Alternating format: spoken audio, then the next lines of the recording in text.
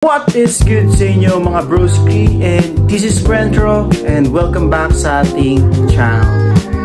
And ito ang ating pusa na umulit. So yo, for today's vlog mga broski ay alam nyo na, syempre sa title pa lang na may binili tayong panibagong pyesa para kay RCUs sa ating Aerox 155. So mga broski, ito nga pala yung mga piyesang nabili natin para kay RCUs, no? So medyo naipon na siya at talagang inantay ko bawat piyesa para mas makumpleto at para isang gawaan na lang, no? So umpisahan natin sa braking system, which is the Adeline. So ito ay brake caliper and that is 4 piston or 4 pot. At pinili ko yung red para bumagay siya sa kulay ng disc natin, no? Para mangibabaw din naman yung pagkakulay ng red, hindi lang disc yung may kulay sa atin. So ayan. Next is brake master. Ayan, so pinili natin kulay is all black. And nalimutan ko anong model ng brake master to, tsaka caliper. So ARC yata to, ARC1. Tapos ito nakalimutan ko eh, so mamaya check ko na lang. Yan ang napili nating kulay.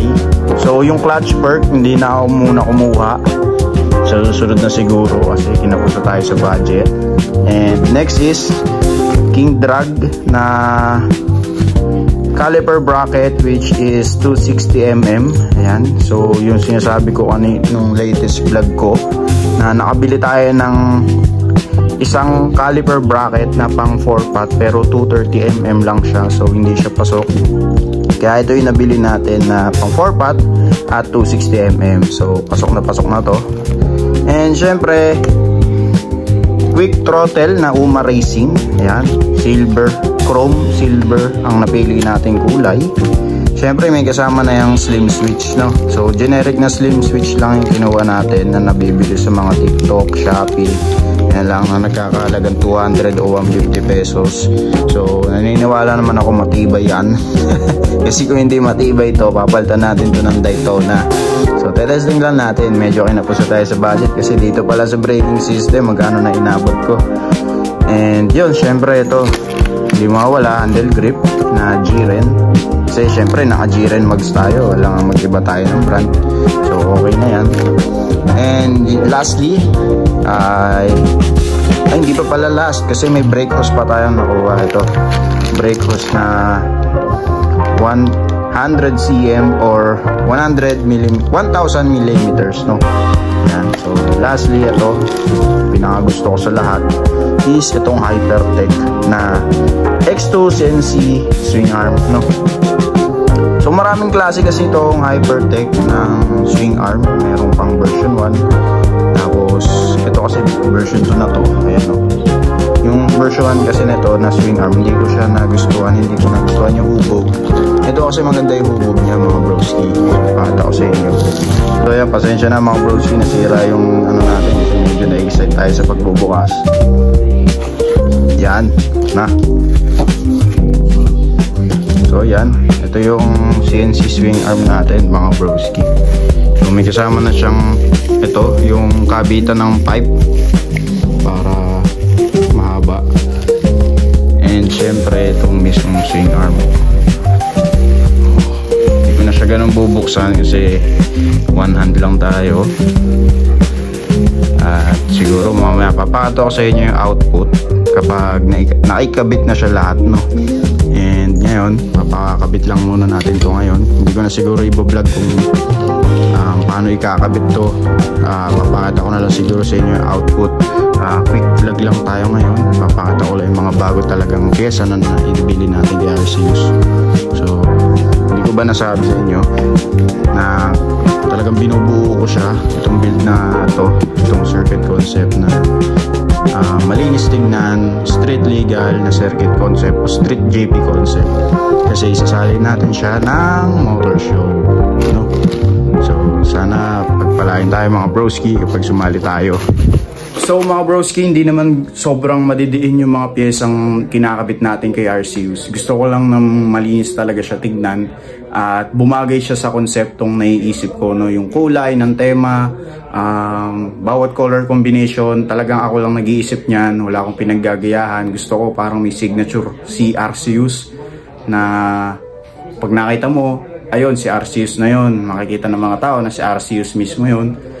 So bawat tema ng kulay, ako lang talaga nag-iisip niyan. Gusto ko lang talaga maging malinis yung build natin kahit hindi sobrang diin.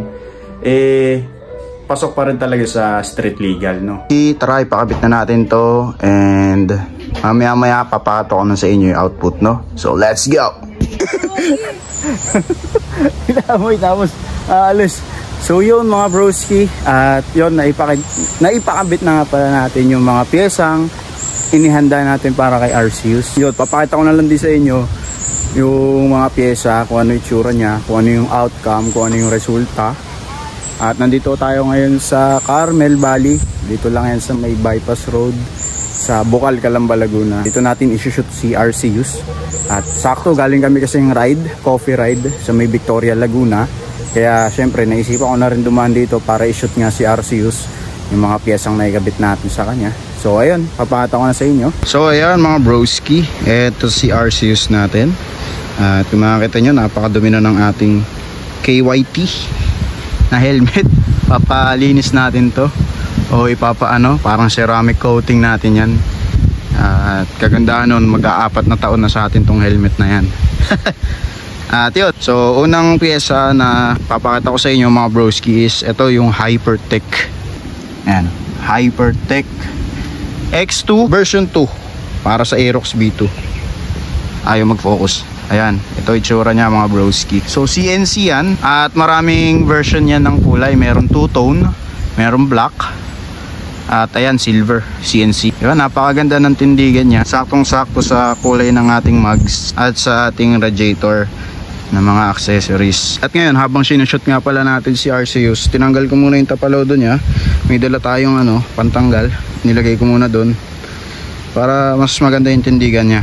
Pero nakaplaka yan ngayon. Tinanggal ko lang talaga para sa shoot natin ngayon. Makita nyo sa side view, diba? Napakaganda nung swing arm, no, mga broski. So pwede na to sa motor show, no? Pang entry level. Ito naman sa back view. Ayan, back view. Napakaganda, diba?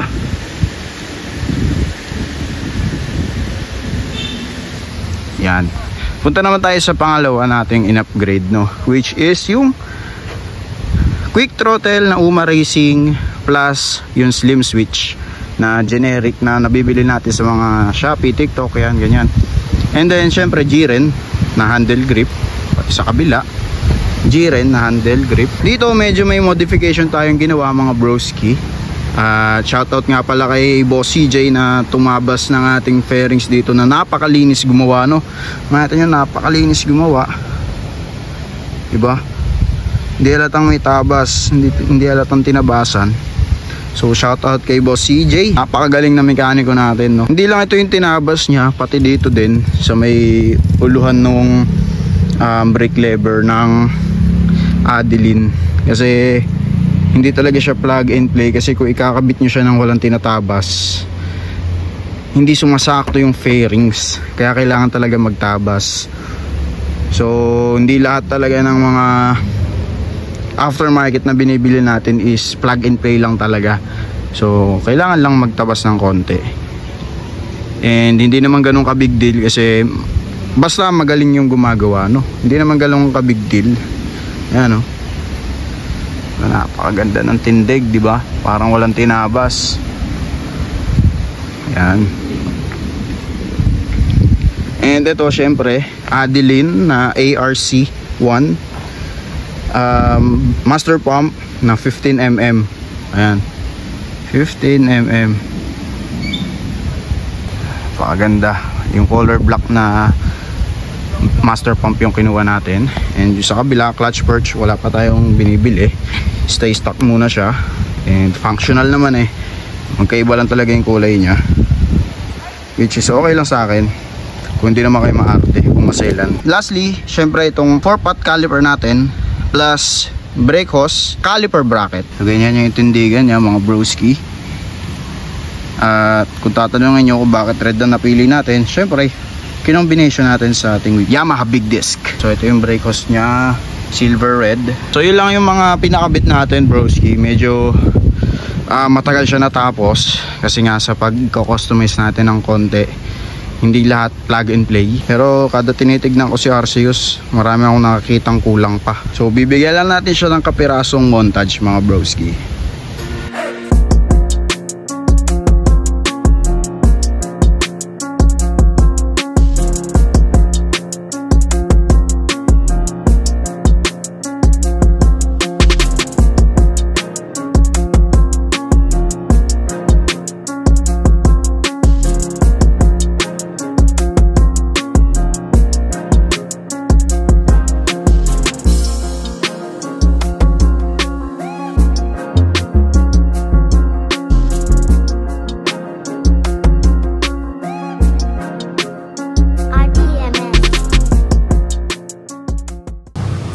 So yun mga broski, siguro hanggang dito ko na lang ipapakita yung ating quick vlog.